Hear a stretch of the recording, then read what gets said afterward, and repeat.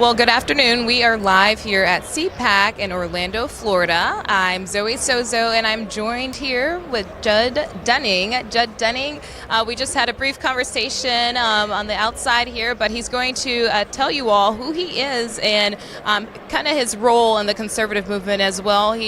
Some of you may know him from Newsmax, possibly, and he's just going to share with us a little bit about himself. Judd, thank you for being here. Thank you, Zoe. Thank you so much. So tell us about yourself. Well, first of all, great to be here on Right Side. We've been following you guys for quite some time, and since 2016, you're doing a great job. Please keep carrying the torch. And very happy to know that you're coming out of Alabama. There's a lot of truth down there. There's a lot of faith. There's a lot of real American. We've been on a radio tour lately with my book. This is my book, 13 and a half Reasons Why Not to Be a Liberal and How to Enlighten Others, which is basically what you're doing at Right Side, right? Tell us a little bit about the half as well. Yeah. The reason why you chose the half. Yeah, so this book I'll tell you a little story about how we got the book made. So, I mean, publishing in conservatism is as difficult as being on the web. So we sent out 500 submissions. We broke all the rules. 3 people came back, got a phone call the next day. Humanics, Newsmax made our book. And they were like, oh, there's only like 2 people at the table. So we got a great agent. Funny enough, it was Alan Dershowitz's agent. There's a woman who represented both sides of the aisle. She was a conscious American. She went for the book. And now we're on Amazon. We're at Newsmax on the book. We're selling very well, so it's gone well. So of the 13 and a half reasons, and this is really what CPAC is about. The Constitution is a list.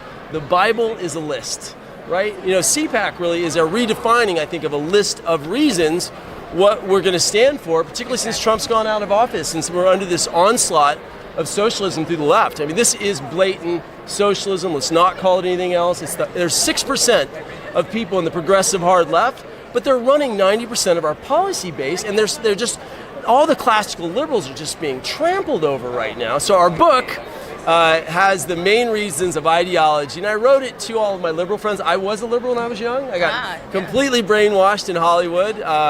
I'm actually, my family fought in both sides of the Civil War. We came over in 1770. We fought against the British. We're an old family, but I was brainwashed in Hollywood. I was brainwashed in university. So my journey back, and we go through all the ideological reasons, which is really what we're here at CPAC doing. Exactly. We're defining those reasons. Exactly. Exactly. So, did you want to know what the half reason was? Yes, I would like to know that. I do.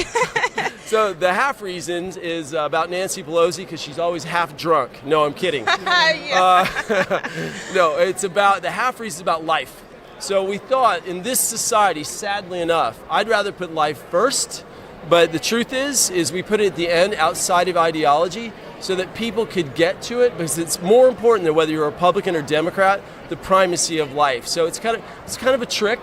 And I told some stories from my own faith and like what I went through before I became a conservative, some of my regrets and my own experience, and that's my personal chapter.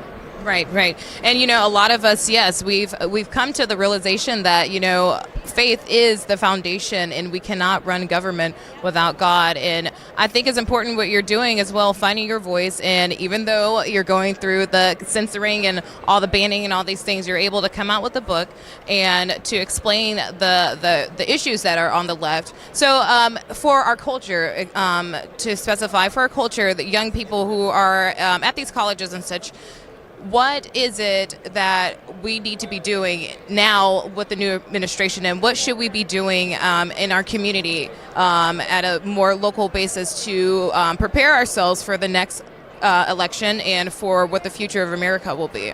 Yeah, well, I think it's wonderful. I'm sitting here with an African-American conservative because I think the biggest thing we have to do is we have to scream over this false, victimizing, racial separation, critical race theory, 1619 attack on patriotism, because the essence of good conservatism, the essence of a good life is gratitude. Not that there haven't been issues of race in our country, or issues with women that were actually liberated later, or with trans people that's in the news today with Rachel Levine and Rand Paul. Things are happening right now. But we're a country that focuses in one hand with the gratitude, the liberty, and the freedom that we have right now, and we have to cancel out that narrative by going right at it. So you know what? That's factually untrue. Oh, I'm a racist. You're a pedophile. You just you're like, what do you mean? I'm like, Right. exactly. And, the point is, we have to raise our voices as conservatives to be to run to the fire, as Shapiro said, and say, hey, that's absolutely not true. Oh, by the way, election integrity, that actually happened. It was just, did it happen enough to overturn the Electoral College? And that's the real dialogue that's going on. We're the rational conservative warriors, so having those inviolatable non-negotiables and then immediately calling out, we do not have to pander to this. There's enough of us. There's 100 million of us how many are actually off right, the radar? Exactly. How many? So I think we have to be bold, but not abrasive, but true and clear. Exactly. And you mentioned about Clout Hub. So it seems as if now, since we are coming to realize that we have no place in Hollywood, we have no place on competing against, well, I should say competing, but with the big tech, because of the censoring and all these things. What is the next step for us as far as creating our own and paving the way for conservatives to no longer be just criticized and shut down because of their freedom of expression and freedom of speech? Yeah. It's what most interesting thing that happened with Parler, to get into censorship, was when Twitter and Facebook didn't buy Parler, when the elites were willing to go beyond the profit motive in order to shut down, they could have made hundreds of millions of dollars on that buy and absorbed that company. And we're all like, wait a minute, why aren't you buying this company? That's how the elites are, they're juggernauts, willing to throw themselves, at ruin in order to get to their agenda, which is based in a false premise, which is that the individual citizen needs to be controlled, cajoled, duressed in order for his own betterment. We know that's not true. Yes. As my dad said, it's the only curse word I say on here, is like, government can stay the hell out of my business. Right. And it was that simple, as we really just need them to back off. So look, we too have been attacked, like I'm sure your company has been attacked, and really, we're going to start, I think we're going to hire some people, some influencers. I'm very interested in the Clubhouse. I think that's going to be an interesting place to run audio on. I think that's on fire. Clout Hub, Parler we're returning to. We're looking at Rumble, etc. I hope we make a migration to get off those guys, because to be honest, the algorithms on us are so repressive. We went from thousands of views with a show with Michael Loftus. I'm on a show, Bullet Point Nation, with Michael Loftus of Fox as well.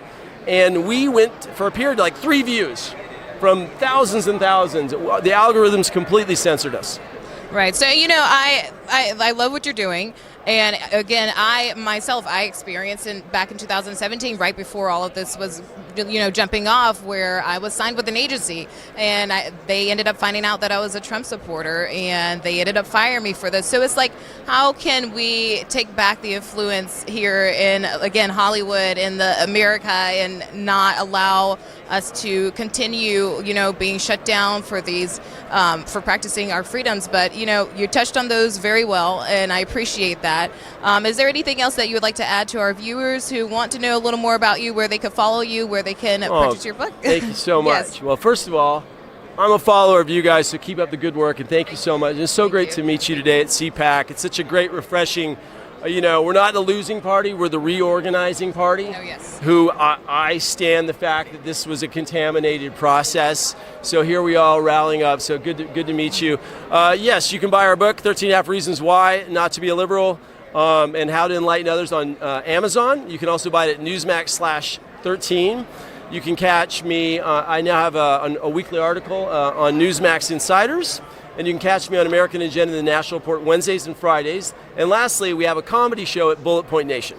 We need more of humor in this world right now. So it was a pleasure to speak with you, Judd. Are we going to shake hands? Yes, of course we can do that. We can do that. So it's a pleasure to meet you all. Thank you again. We are here in Orlando, live at CPAC 2021.